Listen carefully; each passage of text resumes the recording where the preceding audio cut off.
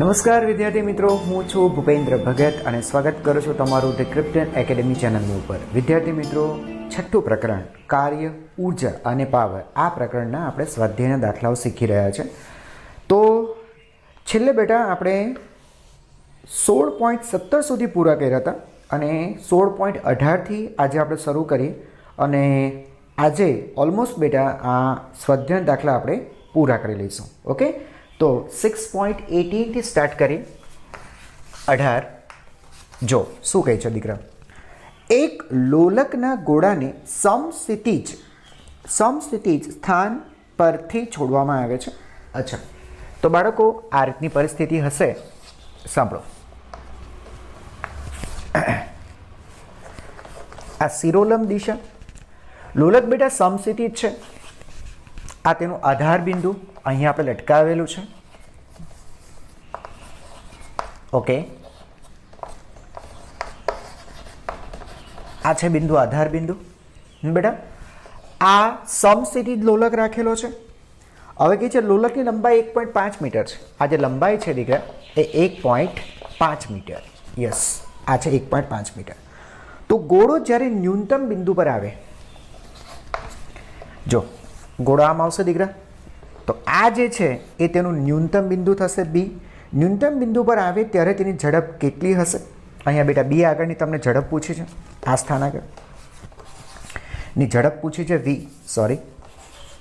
વી પૂછી છે. અને અહીં આપેલ છે કે તે તેની પ્રારંભિક ઉર્જાની 5% ઉર્જા હવાના અવરોધક બળ સામે ગુમાવે છે. બરાબર છે.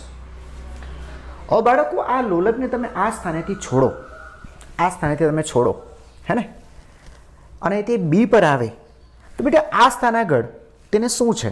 આ સ્થાન આગળ તેને બેટા ગતિ ઉર્જા નથી પણ તેને સ્થિતિ ઉર્જા તો છે જ.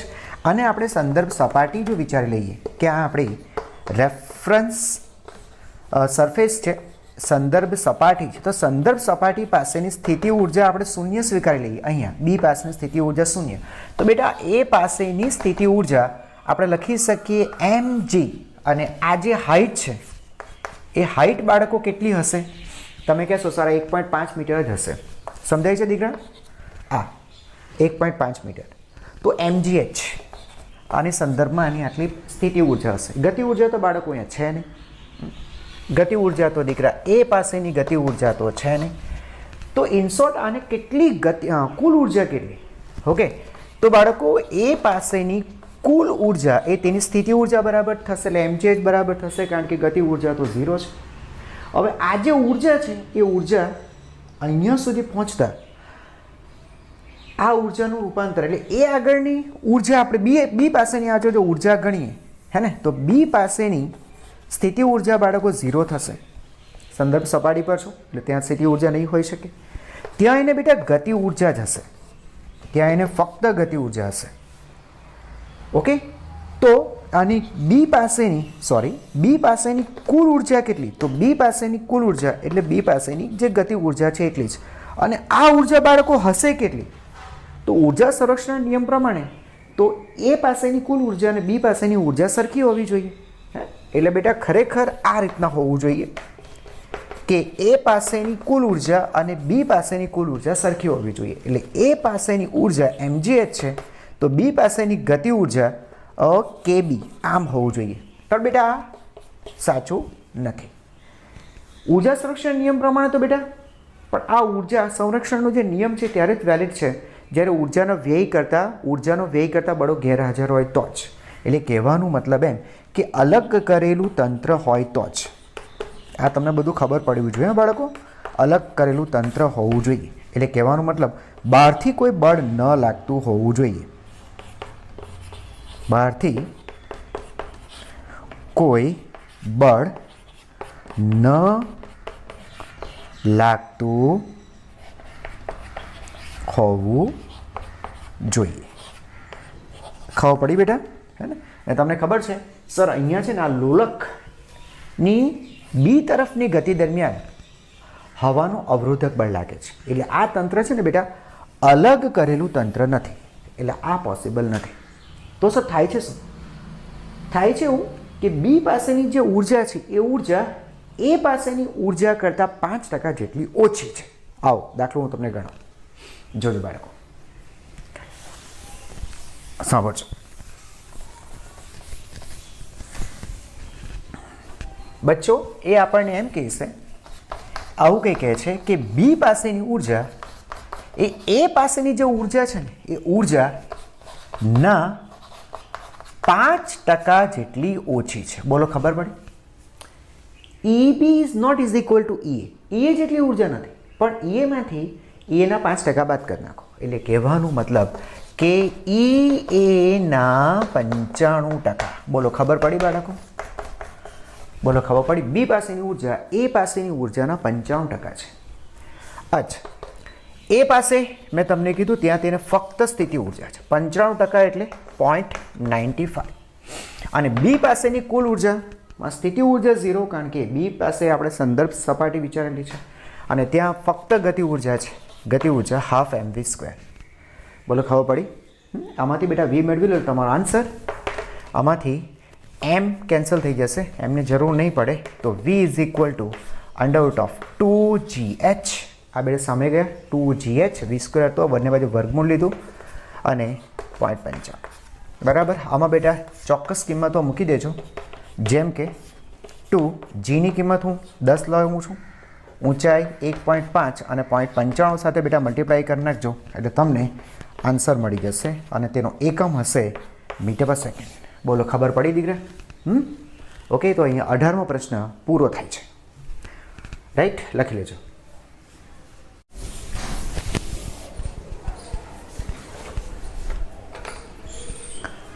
બાળકો હવે જોઈએ 19મો પ્રશ્ન. વાંચો શું કહે છે. જો 300 kg દળની એક લારી, બેટા એક લારી છે, આ રીતે વિચારી લો, લારી, ટ્રોલી, આ ટ્રોલીના વ્હીલ, બરાબર. ટ્રોલીનું બેટા દળ આપેલું છે 300 kg. એની અંદર બેટા રેતી ભરેલી છે. રેતી જે ખરી એનું દળ આપેલું છે 25 kg અને તે લીસી સપાટી પર, એટલે ઘર્ષણ રહિત સપાટી પર 27 કિલોમીટર પ્રતિ અવરની એક ધારી ઝડપથી, એટલે કે અચળ ઝડપથી ગતિ કરે છે. હવે બાળકો બન્યું શું? આ ટ્રોલીની અંદર છિદ્ર છે અને છિદ્ર દ્વારા રેતી બહાર પડે છે અને એનો પડવાનો દર આપ્યો છે 0.05 kg/s. એટલે કહેવાનો મતલબ 1000 ગુણીએ તો 50 ગ્રામ થાય બાળકો. 50 ગ્રામ પ્રતિ સેકન્ડ. કિલોગ્રામ છે, 1000 ગુણી નાખીએ એટલે 1 2 और 1 બરાબર છે, એટલે 50 ગ્રામ પ્રતિ સેકન્ડના દરથી રેતી નીચે પડે છે. તો એ કહે છે આ બધી રેતી પૂરી થઈ જાય ત્યારે ટ્રોલીની ઝડપ કેટલી થાય? બોલો સમજાય? એ કહે છે ભાઈ ટ્રોલી સમય સાથે હલકી થશે કારણ કે રેતી બહાર પડે છે, તો કે ઝડપ બદલાવી જોઈએ. એનું કેવું એમ છે તો આખી ટ્રોલી ખાલી થઈ જાય ત્યારે ઝડપ કેટલી હશે? તમને એમ થશે કે ઝડપ વધી જશે સર, પણ ખરેખર એવું નથી. મજા આવશે. જો સાંભળજો બેટા, ફિઝિક્સ એવું કહે છે અચળ વેગી સ્થિતિ અને પદાર્થની સ્થિર સ્થિતિ, અચળ વેગી સ્થિતિ અને પદાર્થની સ્થિર સ્થિતિ આ બંને એક જ સ્થિતિ છે. અહીંયા અચળ વેગથી ગતિ કરે છે તો આપણે માની લો કે આ સ્થિર છે. કેમ? કારણ કે ફિઝિક્સ એવું કહે છે કે આ બંને સ્થિતિમાં બળ નથી લાગતા. પદાર્થ પર બળ ન લાગે તો જ પદાર્થ સ્થિર રહી શકે અથવા તો તે અચળ વેગથી ગતિ કરી શકે. આ તમે લોકો ભણી ગયા છો ન્યૂટનની ગતિનો પહેલો નિયમ. તો આની પર કોઈ બળ નથી લાગતું. એટલે આપણે છે ને બેટા એને અચળ વેગથી ગતિ કરતી જોવાની જ નહીં. આપણે માની લો કે આ ટ્રોલી છે ને એ ટ્રોલી સ્થિર છે, ઊભી જ છે ટ્રોલી અને એમાંથી રેતી પડે છે. તો બોલો હવે બોલો એના વેગમાં શું ફેરફાર થશે? તમે કહેશો તો નહીં થાય. ટ્રોલી ઊભી છે, અંદરથી રેતી પડે છે, એક સરખા દરથી પૈડા કરે છે, 50 ગ્રામ પ્રતિ સેકન્ડ દરથી રેતી પડે છે. તો શું આ ટ્રોલી ગતિમાં આવી જશે? આગળ પાછળ એવું કંઈ થશે નહીં સર. ટ્રોલી સ્થિર રહેશે તો પછી હું એમ કહીશ કે તેનો અચળ વેગ ચાલુ રહેશે. એટલે કહેવાનો મતલબ એમ બરાબર કે પછી પણ તેનો વેગ આખી ખાલી થઈ ગયા પછી પણ તેનો વેગ આ જ હશે 27 કિલોમીટર પ્રતિ અવર જ. દાખલો સમજાઈ ગયો? ખબર પડી ગઈ? આપણે એમ કહેવાનું કે તંત્ર એટલે રેતી વત્તા ટ્રોલી તંત્ર તંત્ર પર બાળકો યસ બહારથી કોઈ બળ નથી લાગતું. ઓકે, નથી લાગતું. તેથી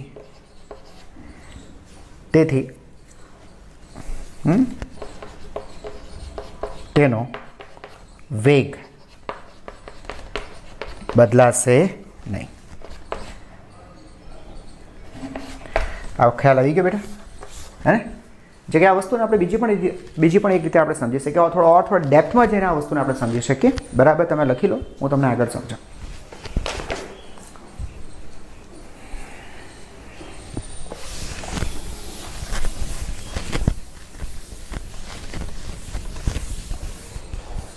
આ ખાલી તમારી સમજૂતી માટે, તમારે ક્યાંય પરીક્ષામાં કંઈ કોઈ જગ્યાએ મેન્શન નથી કરવાનું, કોઈ જરૂર નથી. જો બાળકો હવે સમજો, આ છિદ્રમાંથી બેટા રેતી પડે, હે ને? તો રેતી નીચે તરફ વેગમાન એને પ્રાપ્ત કર્યું. આ વેગમાન પ્રાપ્ત કર્યું નીચે તરફ. બરાબર, તો બાળકો એટલું જ વેગમાન ટ્રોલી ઉપર પ્રાપ્ત કરે. હા, પણ ઉપર ઓપોઝિટ સામે, એટલે આ પી છે તો આ માઇનસ પી લખ્યું. જેટલું વેગમાન રેતી નીચે પ્રાપ્ત કરે એટલું વેગમાન ટ્રોલી ઉપર પ્રાપ્ત કરે. આ રોકેટ જેવું છે. રોકેટમાંથી એનું ફ્યુલ, એનું દહન કરીને આપણે બનતો ગેસ એ આપણે બહાર ફેંકીએ, નીચે ફેંકીએ. બરાબર, તો એ જે ફ્યુલ છે જેટલું વેગમાન નીચે પ્રાપ્ત કરે રોકેટને એટલું વેગમાન ઉપર મળે, અને એટલા માટે બેટા તે ઉપર તરફ ગતિ કરે છે. આ બધું આપણે વસ્તુ સમજીએ છીએ, ન્યૂટનની ગતિનો ત્રીજો નિયમ. સેમ વસ્તુ અહીંયા થવી જોઈએ. તમે કહેશો સર ટ્રોલી ઉપર જાય એમ? સમજો. બળ નથી લાગતું ને બેટા, તંત્ર પર બહારથી કોઈ બળ નથી લાગતું. ઘર્ષણ બળ એવા કોઈ બળો નથી લાગતા, બહારથી કોઈ બળ જ નથી બાળકો. ખબર પડે છે ને? બળ નથી તો કુલ વેગમાન, બચ્ચો ધ્યાનથી જોજો, કુલ વેગમાન એ કેવું રહેવું જોઈએ બચ્ચો? અચળ રહેવું જોઈએ. બરાબર, એનું મતલબ કે જેટલું તંત્રનું વેગમાન શરૂઆતમાં છે એટલું વેગમાન અંતે હોવું જોઈએ. પણ સર શરૂઆતમાં વેગમાન તો 0 છે. હે, ટ્રોલી અને રેતી બંને સ્થિર હતી. એનું મતલબ કે તેનું ફાઇનલ વેગમાન પણ 0 હોવું જોઈએ. એટલે તો કહું છું, ફાઇનલ વેગમાનમાં રેતીનું વેગમાન વત્તા કોનું? ટ્રોલીનું વેગમાન. તો રેતીનું વેગમાન અને ટ્રોલીનું વેગમાનનો સરવાળો 0 થવું જોઈએ. આવું ક્યારે પોસિબલ બને? જેટલું વેગમાન રેતી નીચે મેળવે એટલું જ વેગમાન ટ્રોલી ઉપર મેળવે. એટલે કે વેગમાન અચળ રહેવું જોઈએ. વેગમાન દળ ગુણ્યા વેગ, આ અચળ. સમજ પડી ગઈ? મને તો આ ટ્રોલી ઉપર જાય એવું લાગતું નથી. અચ્છા, એ તમને કારણ સમજાવો. આ ગુણાકાર બેટા અચળ રહેવું જોઈએ. જો આપણી પાસે બે વસ્તુ છે, એક છે રેતી અને બીજી છે ટ્રોલી. જ્યાં સુધી વાત રેતીની કરીએ ને, તો રેતી માટે આ ગુણાકારની વાત કરીએ તો રેતીનું દળ બેટા બહુ ઓછું હોય, એટલે તેનો વેગ વિઝિબલ થાય, દેખીતો વેગ હોય.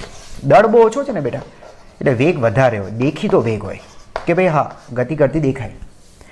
પણ ટ્રોલીની વાત કરીએ ને બેટા, ટ્રોલીના કિસ્સામાં આ ગુણાકારની વાત કરીએ તો ટ્રોલીનું દળ છે ને બેટા બહુ વધારે હોય, એટલે તેનો વેગ છે ને બેટા બહુ જ ઓછો હોય, એટલે વેગ દેખીતો નહીં બને, દેખીતો બનતો નથી. બોલો, ખબર પડે? એટલે તમને ઉપર જતી દેખાશે. થોડી વસ્તુ ક્લિયર થઈ?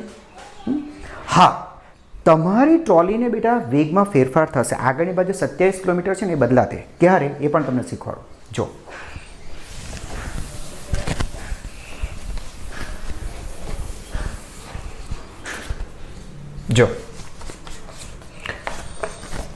સમજો, આ ટ્રોલી છે ને બેટા, એ ટ્રોલીમાંથી જે રેતી આવે છે એ રેતીને તમે પાછળની બાજુએ વેગમાન આપ્યો હતા. બરાબર, સમજાય છે? તો એટલું જ વેગમાન બેટા ટ્રોલીને આગળ મળે, આના કરતાં ઓપોઝિટ ડાયરેક્શન, એટલે આગળની બાજુ મળે. તો બેટા 100% જે વેગ છે એ વેગ વધી ગયો હોત. કારણ કે જેટલું વેગમાન એને પાછળ, તમે રેતીને પાછળ આપ્યું, રેતી એમ પાછળ ફેંકાય છે, તો એટલું જ વેગમાન ટ્રોલીને આગળ મળ્યું હોત. તો પેલો આગળના વેગની અંદર નવો વેગ બીજો વધતે, આગળનું વેગમાન તો હતું, બીજો વેગમાન આગળ ઓર તમને મળ્યું, હે ને? તો બેટા 100% બેટા આનો વેગ બદલાઈ ગયો હોત. પણ આ રીતે નથી, રેતી પાછળ નથી ફેંકી. એ જ વસ્તુ કદાચ રેતી તમે આગળ નાખી હોત, રેતી તમે આગળ ફેંકી હોત, આમ ફેંકી હોત, એટલે રેતીને આગળની બાજુએ તમે વેગમાન આપ્યું હોત. બરાબર, તો ટ્રોલીને પાછળની બાજુએ વેગમાન મળે. પાછળની બાજુ વેગમાન મળે. તો શું થશે? પહેલાંથી એને વેગમાન તો આગળ હતું જ, હવે તમે રેતીને આગળ ફેંકો એટલે ટ્રોલીને પાછળ વેગમાન મળે, તો વેગમાન ઘટી જાય. બરાબર, એટલે વેગમાન ઘટવાથી વેગ ઘટી જાય, એટલે વેગમાં ફેરફાર થાય. જો તમે રેતીને સમસીધી દિશામાં ફેંકી હોત તો, કારણ ટ્રોલીની ગતિની દિશામાં કે ટ્રોલીની ગતિની ઓપોઝિટ દિશામાં તમે ફેંકો છો સ્લોલમ દિશામાં, એટલે આ દિશામાં વેગમાન તમે આ દિશામાં ફેરફાર કરો છો, તો તેને સમસી દિશા સાથે કોઈ કન્સન્ટ જ નથી, કોઈ લેવા દેવા નથી, એટલા માટે ફેરફાર નથી. જોજો 20 0.5 kgનો એક પદાર્થ m બરાબર 0.5 kg નો એક પદાર્થ સીધી રેખામાં v is equal two a x raise to 3/2, જ્યાં a બરાબર, અહીંયા a એણે કહી દીધું છે, એ છે 5 metre raise to -1/2. Okay, x બરાબર 0 થી x બરાબર 2 મીટર દરમિયાન પરિણામી બળ વડે થયેલું કાર્ય નક્કી કરો. ચાલો ઠીક છે બાળકો, કાર્યની વાત કરીએ ને, કાર્ય તો કાર્ય ચલ અને અચળ બળ વડે થતું કાર્ય, બે સૂત્ર છે આપણી પાસે, ચલ બળ વડે અને અચળ બળ વડે. પહેલાં એ જો કે બળ કેવું છે. જો બાળકો, વેગ કેવો છે? એ x રેસ ટુ 3/2, એટલે વેગ એ સ્થાનનો વિધેય છે. બેટા, વેગ એ સ્થાનનો વિધેય હોય ને તો પ્રવેગ પણ સ્થાનનો વિધેય થશે. જો બાળકો, પ્રવેગ, તમે આ સૂત્ર તો જાણો જ છો, dv/dt, તો વેગ સમય સાથે બદલાય છે. અચ્છા બાળકો, આને આ રીતે પણ લખી શકાય, dv/dx ઇન્ટુ dx/dt, આ રીતે પણ લખી શકાય છે ને. જાણે કે dx વડે મેં ગુણું છું અને dx વડે ભાગું છું. ખરેખર એમ ના કહેવાય.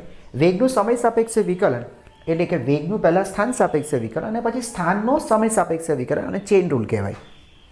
વેગનું સમય સાપેક્ષ વિકલન, પહેલાં વેગનું સ્થાન સાપેક્ષ વિકલન કરો, પછી સ્થાનનું સમય સાપેક્ષ વિકલન કરો, એટલે અલ્ટિમેટલી એ જ કહેવાય વેગનું સમય સાપેક્ષ વિકલન, અને ચેઇન રૂલ કહેવાય. તો બાળકો, dx/dt, શું આની જગ્યાએ હું વેગ લખી શકું? હે ને? તો આ સૂત્ર પણ તમારે યાદ રાખવું જોઈએ કે પ્રવેગનું ઓર એક સૂત્ર v ઇન્ટુ dv/dx.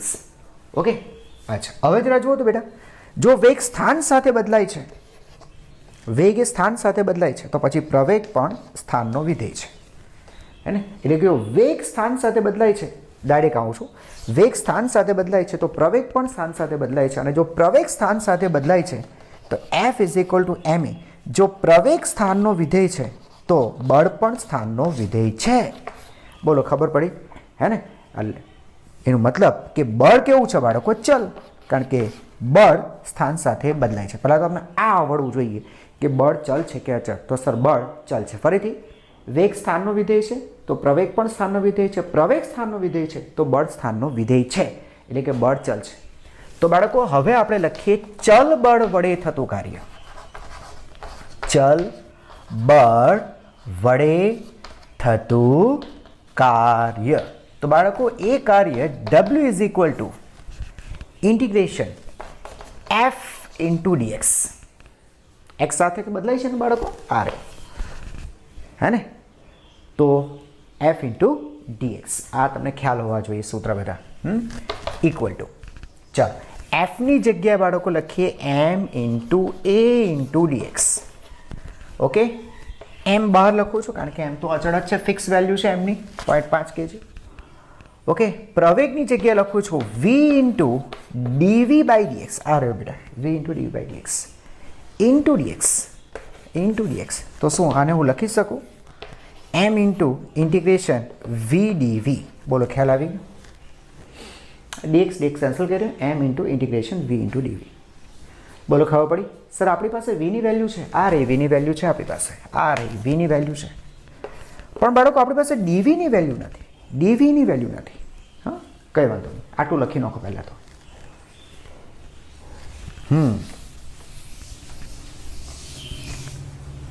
ન જો બચ્ચો, v ઇઝ ઇક્વલ ટુ એની જગ્યાએ 5, આ રહ્યું 5, x રેસ ટુ 3/2. આના પરથી બેટા આપણે vનું વિકલન કરીએ dv. એકચ્યુઅલી vનું વિકલન હું x ની સાપેક્ષે કરું છું, તો મારે આ રીતે લખવું પડશે dv/dx. ઓકે, તો કારણ કે v x નો વિધેય છે તો vનું एक्सनी सापेक्षे विकलन करो तो 5 अचल x⁵3/2 घात आगळ અને એક ઘાત ઓછી કરો 3/2 - 1 નહીં સમજાતું હોય તો એક સ્ટેપ લખો 3/2 - 1 અને એક્સની સાપેક્ષે વિકલન 1 આપણે એક્સ સાપેક્ષે વિકલન કરી રહ્યા છીએ તો ડીવી બેટા આ રીતે લખાશે 15/2 x⁵1/2 અને આ dx ને બેટા સામે લઈ લઈએ તો આ રીતે પણ લખાશે dv = 15/2 x⁵2 તો આપણી પાસે બેટા હવે dv ની વેલ્યુ પણ છે ઓકે તો હું v અને dv બંનેની વેલ્યુ બેટા અહીંયા પુટઅપ કરીશ રાઈટ ચાલો લખી લેજો આ બાજુનું કાઢી નાખીએ છીએ તો બાળકો આપણી પાસે સૂત્ર હતું because of w = m v * dv તો m v ની વેલ્યુ લખો 5 x⁵3/2 અને dv ની વેલ્યુ લખીએ 15/2 x⁵1/2 × dx okay so m 15 × 5 = 75 આ કાઢી નાખ્યા બેટા બહાર ભાગ્યા 2 ઇન્ટિગ્રેશન x⁵ 3/2 + 1/2 બરાબર છે 1.5 ને અડધો એટલે 2 હે ને એટલે ⁵2 × dx બરાબર અને x ની વેલ્યુ x સાપેક્ષે ઇન્ટિગ્રેશન છે x ની વેલ્યુ 0 થી 2 મીટર આ હું લખ્યું છે 0 થી 2 મીટર ઓકે m ની વેલ્યુ 0.5 તો 0.5 × 75/2 x નું x² નું ઇન્ટિગ્રેશન x³/3 ઘાત વધારવાની એટલી ઘાત છેદમાં મૂકવાની 0 થી 2 આ 0.5 એટલે 1/2 1/2 એટલે 4 અહીંયા 2 મલ્ટીપ્લાય થશે 3 બહાર કાઢી લઈએ એટલે x³ અંદર રહ્યો ચાલો પહેલાં હાયર લિમિટ મૂકીએ 2 નો ઘન -0 તો 75/12 ગુણ્યા 3 સોરી અહીંયા લખવાનો ભૂલ થઈ ગઈ પહેલાં હાયર લિમિટ 2 મૂકશો 2 નું ઘન એટલે 8 એટલે અહીંયા 8 ખબર પડી ગઈ ચાલો કેન્સલ કરીએ તો 4 × 8 4 તાલી 12 3 3 2 6 અને 3 × 5 = 25 એટલે 25 તાલી 75 ટૂંકમાં બરાબર અને 25 2 50 એટલે આ આન્સર થયો તમારો 50 જૂલ બોલો ક્લિયર થઈ ગયું સમજાય વાત ચાલો 21મો પ્રશ્ન જોઈએ શું કહે છે એક પવનચક્કીમાં પાંખિયા ફરે ત્યારે એ જેટલું ક્ષેત્રફળનું વર્તુળ આવરી લે છે અચ્છા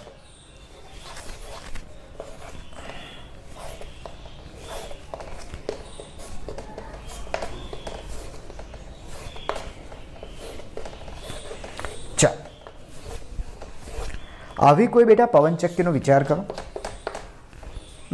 અને આખું ક્ષેત્રફળ છે ને આ આખું ક્ષેત્રફળ એ કહી દેવામાં આવ્યું છે એ બરાબર હવે શું કહે છે પવનચક્કી ફરે ત્યારે એ જેટલા ક્ષેત્રફળનું વર્તુળ આવી લે છે જો પવન v વેગથી આ વર્તુળને લંબ રૂપે વહેતો હોય હવે બેટા સમજો પવન આમથી આવે છે કેટલા વેગથી આવે છે તો કે સર તે v વેગથી આવે છે અને આ પવનચક્કીને બેટા ફેરવે છે ઓકે ચાલો હવે શું કહે છે તો t સમયમાં કેટલા દળની હવા તેમાંથી પસાર થશે હો બાળકો t સમયમાં તો બાળકો આ પવન v વેગથી t સમયમાં કેટલું અંતર કાપે તો કે સર vt તો અહીંયા પવન હોય તો t સમયની અંદર એ કેટલો આગળ ગયો હશે તો સર સમજો ને કે સર તે અહીંયા સુધી ગયો હશે તો આ જે અંતર છે ને એ અંતર કેટલું vt થયું બરાબર સમજાઈ ગયું એટલે પવનચક્કી પાસે હોય ત્યાંથી તે t સમયમાં બરાબર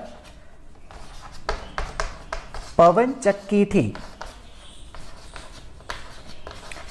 t સમયમાં v ઝડપથી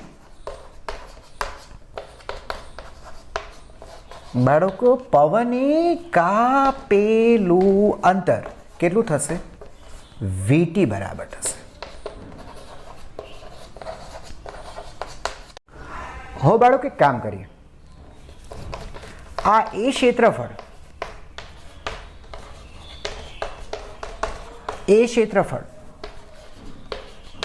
અને વીટી લંબાઈના નળાકારનું કદ કાઢો તો નળાકારનું કદ કાઢો. કદ બરાબર ક્ષેત્રફળ ગુણ્યા લંબાઈ. આટલું થશે. આ નળાકારનું કદ થયું. ચાલો, તો પછી આ નળાકારમાં રહેલા પવનનું દળ નક્કી કરી શકાય. આ નળાકારમાં રહેલા પવનનું દળ કાઢી શકાય. એ દળ એમ બરાબર શું લખી શકાય? ઘનતા ગુણ્યા કદ. ઘનતા ગુણ્યા કદ એટલે એ ઇન્ટુ વીટી. બોલો, ખબર પડી? હે ને? તો આ જે પવન છે એ પવન એ ખરેખર ટી સમયમાં આ પવનચક્કીમાંથી પાસ થાય છે. બરાબર છે? જે ટી સમયમાં પવનચક્કી આગળથી પસાર થાય. આ તમારો પહેલો પ્રશ્ન અહીંયા પૂરો થયો.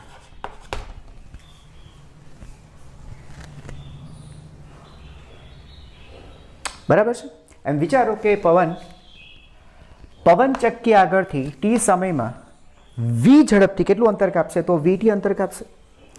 હવે વીટી ઇન્ટુ એ, આ નળાકારનું કદ એ ઇન્ટુ વીટી. આ નળાકારમાં રહેલા પવનનું દળ કેટલું? દળ બરાબર ઘનતા ગુણ્યા કદ. બસ, તો આટલું જે દળ છે ટી સમયમાં પવનચક્કી આગળથી પસાર થાય છે. ક્લિયર? ચાલો, હવે બીજો પ્રશ્ન વાંચો.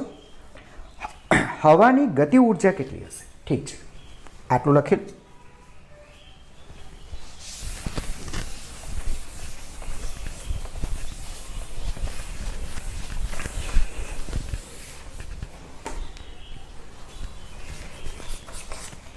બી પ્રશ્ન જોયો. એ કહે છે પવનની ગતિ ઉર્જા કેટલી હશે? તો half M into V square. V તો ઝડપ કહી જ દીધી છે. દળની વાત કરીએ તો દળ માટે શીખ્યા ઘનતા ગુણ્યા કદ. કદ બરાબર ક્ષેત્રફળ ગુણ્યા લંબાઈ ઇન્ટુ વી સ્ક્વેર. એટલે આ થશે 1/2 રો એ વી ક્યુબ ઇન્ટુ ટી. યસ, આ થઈ તેની ગતિ ઉર્જા. ઠીક છે. સી પ્રશ્ન જો. ધારો કે પવનચક્કી પવન ઉર્જાની 25% ઉર્જાનું વિદ્યુત ઉર્જામાં રૂપાંતર કરે છે, તો કેટલા વિદ્યુત પાવર ઉત્પન્ન કરશે?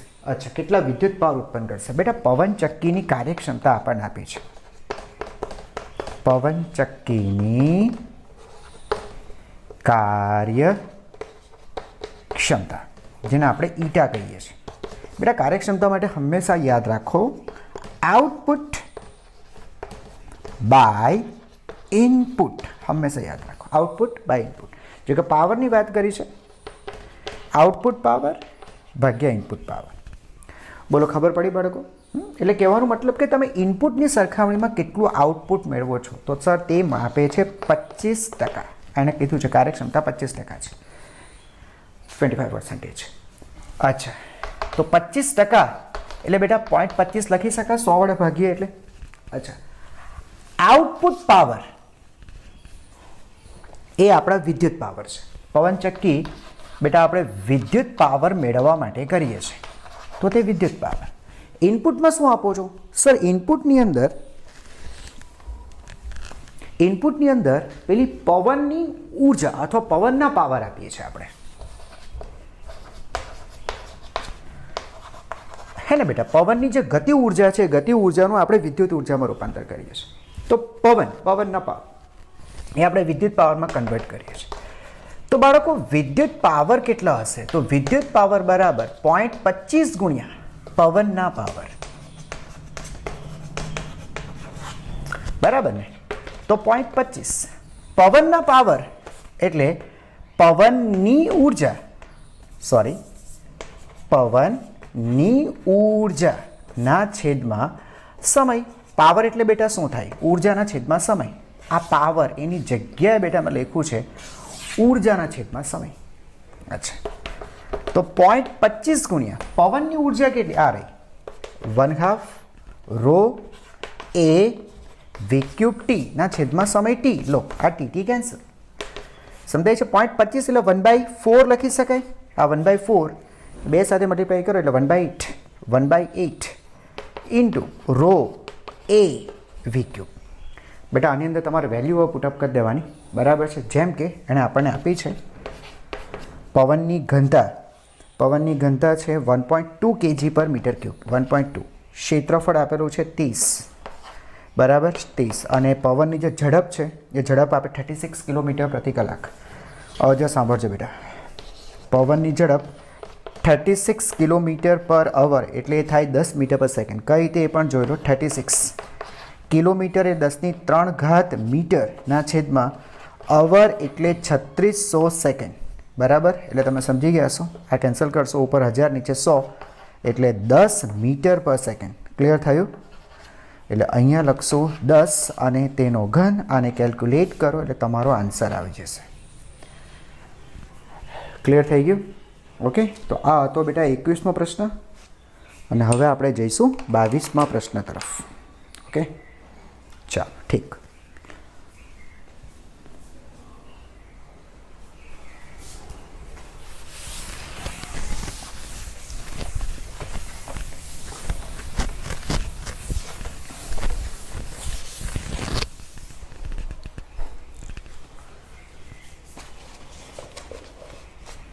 ચાલો, 22. જો બેટા શું કહે છે? વજન ઓછું કરવા માંગતી એક વ્યક્તિ 10 kg દળનો 1000 વાર દરેક વખતે 0.5 મીટર જેટલું તે ઉચકે છે. કેટલું દળ ઉચકે છે? સર, એ ઉચકે છે 10 kg દળ. કેટલી ઊંચાઈ સુધી ઉચકે છે? અડધો મીટર. 0.5 મીટર સુધી બેટા તેને ઉચકે છે. તે દરેક વખત દળને નીચે લાવે તેટલી વખત સ્થિતિ ઉર્જાનો વ્યય થાય છે, બરાબર છે? ઓકે, તો પહેલાં ગુરુત્વાકર્ષણ બળ વિરુદ્ધ કેટલું કાર્ય કરે છે? તો પહેલો પ્રશ્ન સમજો બેટા, ગુરુત્વાકર્ષણ બળ વિરુદ્ધ થતું કાર્ય. ઓકે, તો ગુરુત્વાકર્ષણ બળ વડે થતું કાર્ય, ગુરુત્વાકર્ષણ બળ વડે થતું કાર્ય. તો બાળકો, W ઇઝ ઇક્વલ ટુ ગુરુત્વાકર્ષણ બળ mg નીચે તરફ અને ઊંચાઈ ઉપર તરફ અને cos પાઈ. ખબર પડી ગઈ હશે, બરાબર ને? આ વજન, તો તેનું વજન બળ હંમેશા નીચે તરફ અને તમે સ્થાનાંતર કરાવો છો ઉપર તરફ, હાઈટ h જેટલું. બળ નીચે લાગે છે, ગુરુત્વાકર્ષણ બળ નીચે લાગે, તમે એનું ઉપર તરફ ઉચકો છો, રાઈટ? એટલે આ બે વચ્ચે રચાતો ખૂણો પાઈ. cos પાઈ બેટા -1 એટલે -mg ઇન્ટુ h એટલે માઇનસ એમની વેલ્યુ 10, જીની વેલ્યુ 10 અને ઊંચાઈ 1/2 એટલે આ થયા -50 જૂલ. એટલે ગુરુત્વાકર્ષણ બળ વડે -50 જૂલ કાર્ય થાય છે અથવા તો બળ વિરુદ્ધ 50 જૂલ થાય છે. અને તમે આ રીતે પણ લઈ શકો કે ભાઈ ગુરુત્વાકર્ષણ બળ વિરુદ્ધ વિરુદ્ધ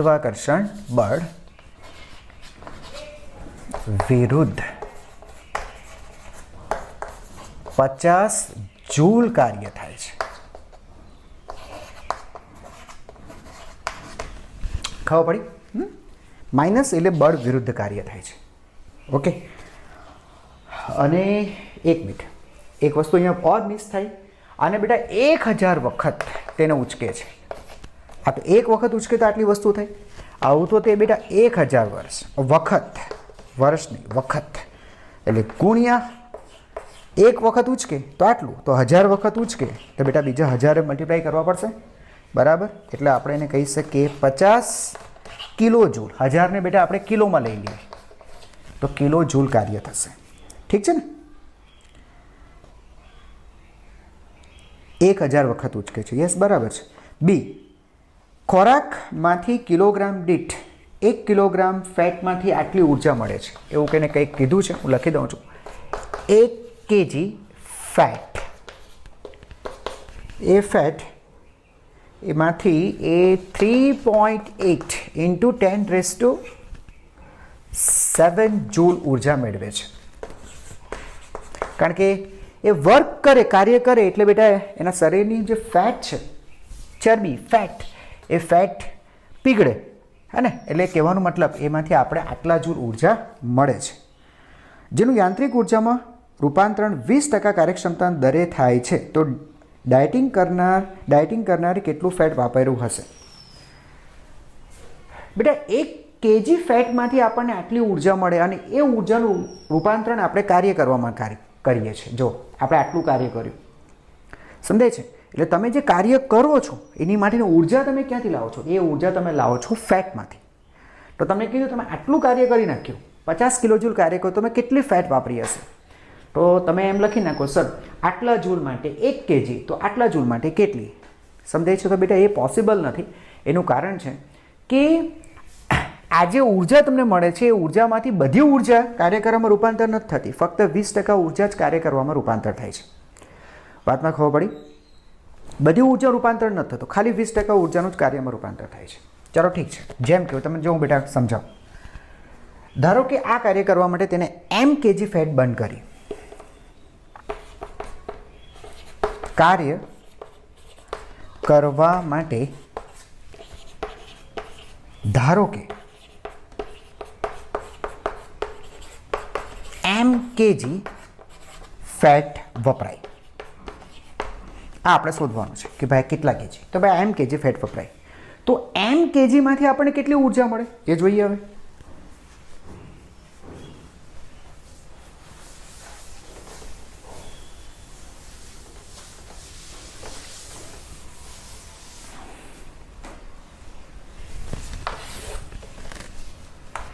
Therefore, m kg ફેટમાંથી મળતી ઉર્જા કેટલી? તો એ મળતી ઉર્જા 1 kg માંથી 3.8 into 10⁻⁷ જૂલ. 1 kg માંથી આટલી, તો m kg માંથી કેટલી? તો આટલા જૂલ બાળકો, બસ કંઈ નથી કર્યું, બરાબર? 1 kg માંથી આટલી, તો m kg માંથી કેટલી? તો આટલા જૂલ આપણને ઉર્જા મળે. હવે આ જૂલ, આ જે ઉર્જા છે એ ઉર્જામાંથી સીધી આપણે કાર્ય નથી કરતા, તેના 20% જ આપણને કાર્યમાં રૂપાંતર થાય છે, બરાબર છે? તો 3.8 into 10⁻⁷ m જૂલ બરાબર ઉર્જામાંથી 20% ઉર્જા કાર્ય કરવામાં વપરાય છે. ઓકે, ચાલો. તો કાર્ય કેટલું? તો કાર્ય W બરાબર આ 3.8 into 10⁻⁷ m જૂલ ના 20%, એ જ કાર્યમાં રૂપાંતર થાય. હવે કાર્ય કેટલું કર્યું? સર કાર્ય કર્યું આપણે 50 kilo joule, 10⁻³ joule, equal to 3.8 into 10⁻⁷ m, 20/100. આ ટકાને કાઢવા માટે 100 વડે ભાગી નાખ્યા. આમાંથી બાળકો તમે એમને કરતા બનાવો એટલે m બરાબર 50 into 10⁻³ divided by 3.8 divided by 10⁻⁷ divided by 20 into 100. બરાબર? આને કેલ્ક્યુલેટ કરો એટલે તમને મળી જશે કે આટલા kg ફેટ બર્ન કર્યું અથવા તો વપરાયું. બોલો, સમજાઈ ગયું? ફરીથી કાર્ય કરવા માટે ધારો કે m kg ફેટ વપરાયું, તો m kg માંથી કેટલી ઉર્જા મળે? 1 kg માંથી આટલી ઉર્જા મળે, આટલી ઉર્જા મળે, તો m kg માંથી કેટલી? હવે આ જે m kg માંથી જે ઉર્જા મળી એમાંથી 20% ઉર્જા જ કાર્યમાં વપરાય, તો કાર્ય કેટલું? આના 20% જેટલું. કાર્યનું સૂત્ર, કાર્ય તો આપણે મેળવી જ લીધું છે, એ વેલ્યુ પુટઅપ કરો, આમાંથી m શોધી કાઢો. બોલો, આવડી ગયું? ચાલો, ગુડ. ચલો બાળકો, 23મો પ્રશ્ન જો. એક કુટુંબ 8 કિલોવોટ પાવરનો ઉપયોગ કરે છે. 8 કિલોવોટ પાવરનો ઉપયોગ કરે છે. સમશીરી સપાટી પર સૂર્ય ઉર્જા સીધી જ 1 ચોરસ મીટર દીઠ 200 વોટ જેટલી સરેરાશ દરથી આપાત થાય છે. એટલે છે ને બેટા એમ કહે છે કે સૂર્યના પાવર અને તે પણ પ્રતિ ક્ષેત્રફળ, આ વેલ્યુ છે, આ નીચે લખો, આ વેલ્યુ છે 200 વોટ 200 વોટ પ્રતિ મીટર સ્ક્વેર. एक्चुअली बेटा ये શું કહેવા માંગે છે ખબર છે? તમે એક ચોરસ વિચારો, જે લંબાઈ 1 મીટર હોય, પહોળાઈ 1 મીટર હોય, તો આનું ક્ષેત્રફળ કેટલું થયું બેટા? 1 મીટર સ્ક્વેર થયું. અને એ મીટર સ્ક્વેર પર 200 વોટ પાવર આપાત થાય છે. 200 વોટ, 200 વોટ બેટા. 200 વોટનો અર્થ થાય 200 જૂલ પર સેકન્ડ. એટલે સૂર્યની 200 જૂલ ઉર્જા પ્રતિ સેકન્ડે આપાત થાય છે. એટલે 1 સેકન્ડે 200 જૂલ ઉર્જા આપાત થાય. આ દરથી સૂર્યની ઉર્જા સતત આપાત થાય છે. 1 સેકન્ડે 200 જૂલ આપાત થાય છે 1 મીટર સ્ક્વેર ક્ષેત્રફળ પર. ઓકે, હવે બાળકો આગળ વાંચો. એ એમ કહે છે કે આ જે સૂર્યની જે ઉર્જા છે, એ ઉર્જાનું આપણે વિદ્યુત ઉર્જામાં કન્વર્ટ કરીએ છીએ. તમે સોલાર પેનલ નાખી દો ઉપર, તો એ શું કરશે? પેનલ સૂર્ય ઉર્જાનું વિદ્યુત ઉર્જામાં રૂપાંતર કરશે. પણ એ છે ને 100% કાર્યક્ષમ નથી, બધી ઉર્જા રૂપાંતર ન કરી શકે, પણ 20%. એટલે આપણને મળે છે વિદ્યુત પાવર. ઓકે, વિદ્યુત પાવર પ્રતિ ક્ષેત્રફળ. કેટલું? તો પ્રતિ ક્ષેત્રફળ તમારી પાસે જે સૂર્યના પાવર છે, સૂર્યના પાવર પ્રતિ ક્ષેત્રફળ છે દીકરા, એ જે કંઈ પણ છે એ ક્ષેત્રફળના 20%, મીન્સ એ સૂર્યના પાવરના 20% આપણને વિદ્યુત પાવર મળે છે. તો કેટલા થાય? તો સર એ છે 200 વોટ પર મીટર સ્ક્વેર અને તેના 20%. ટકા એટલે 100 વડે ભાગી નાખશો એટલે આ આવશે તમારા 40 વોટ. સોરી, 40 વોટ પર મીટર સ્ક્વેર. એટલે એ એમ કહે છે, જો હું લખું છું ક્ષેત્રફળ અને વિદ્યુત પાવર વચ્ચેનો સંબંધ બાળક હું લખું છું. તો એ એવું કહેવા માંગે છે કે તમારે 40 વોટ વિદ્યુત ઉર્જા જોઈતી હોય ને, તો તમારે 1 મીટર સ્ક્વેર ક્ષેત્રફળ તમારું યુઝ થશે. એ દર 1 મીટર ક્ષેત્રફળે તમને 40 વોટ વિદ્યુત પાવર મળી શકશે. સમજ પડી ગઈ? હે, અને આપણે ઊંધું લખીએ, આને આપણે ઊંધું લખીએ કે વિદ્યુત પાવર અને બાળકો ક્ષેત્રફળ. એનું કારણ છે મારે ક્ષેત્રફળ શોધવાનું છે. તો વિદ્યુત પાવર કેટલા? Sir 40 vote. 40 વોટ માટે તમારે 1 મીટર સ્ક્વેર ક્ષેત્રફળ જેટલી જગ્યા જોઈશે. તમારે જોઈએ છે 8 કિલોવોટ. તો 8 કિલો એટલે 10,000 વોટ માટે કેટલું ક્ષેત્રફળ જોઈશે? તો એ ક્ષેત્રફળ થશે 8 × 10⁻³ × 1 ડિવાઇડેડ બાય 40. બરાબર છે? તો 8 × 50 40, 1/5 એટલે 0.2, 0.2 × 1000 એટલે કે 200 મીટર સ્ક્વેર. વાતમાં ખબર પડી? 8 × 50 40, 1/5 એટલે 0.2, 0.2 બરાબર. એને બેટા તમે 1000 ગુણી નાખો એટલે 200 મીટર સ્ક્વેર ક્ષેત્રફળની તમારે જરૂર પડશે. 200 મીટર સ્ક્વેર ક્ષેત્રફળની જરૂર પડશે. ખ્યાલ આવી ગયો બેટા? અને આ ખરેખર બહુ મોટું ક્ષેત્રફળ કહેવાય. કેટલું થાય એ બી તમને હું ગણી આપું. કે એક ચોરસ આપણે જો ધાબુ વિચારીએ, આટલું લખી લેજો.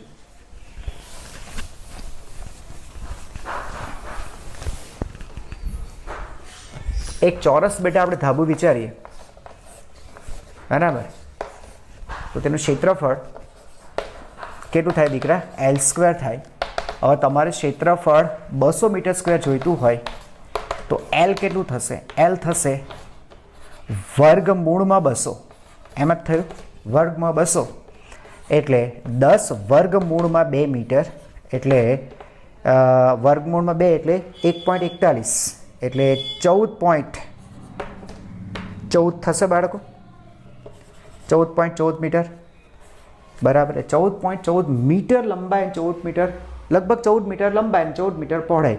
આવું તમારે ધાબુ રાખવું પડે. અને એ ખરેખર બહુ મોટી વેલ્યુ કહેવાય. 14 મીટરનું ધાબુ એટલે ખાસું મોટું થાય. બરાબર છે? એટલે ઓલમોસ્ટ તમે સમજો 60 ફૂટ બાય 60 ફૂટનું ધાબુ થાય. બરાબર છે? એક મીટર બરાબર લગભગ આપણે 4 ફૂટ લઈને પણ ચાલીએ. બરાબર છે? તો 15 મીટર પર આને કન્સિડર કરી નાખીએ તો 15 ચોક 60 મીટર બાય 60 ફૂટ બાય 60 ફૂટનું ધાબુ થાય. હે ને? આ લગભગ 60 ફૂટ થાય. 60 ફૂટ આ બાજુ 60 ફૂટ પેલી બાજુ, એટલે મોટો ધાબો લેવું પડે.